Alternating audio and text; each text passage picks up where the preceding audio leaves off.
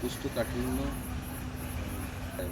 তো সেইটা কিভাবে ঠিক করা যায় মানে ব্যায়ামের মাধ্যমে, সেই জিনিসগুলো রেগুলার প্র্যাকটিস করলে এটা সম্ভব।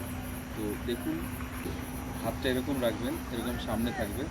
Inhale, exhale, inhale, exhale, inhale, exhale. Same জিনিস অপোজিটে।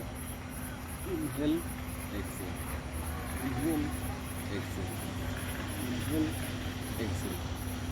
তো inhale, exhale, inhale, exhale, inhale, exhale. Same জিনিস। Inhale, exhale, inhale, exhale, inhale, exhale. যে একটা সাইড হিসাবে করে one, rest, rest, one, same জিনিস।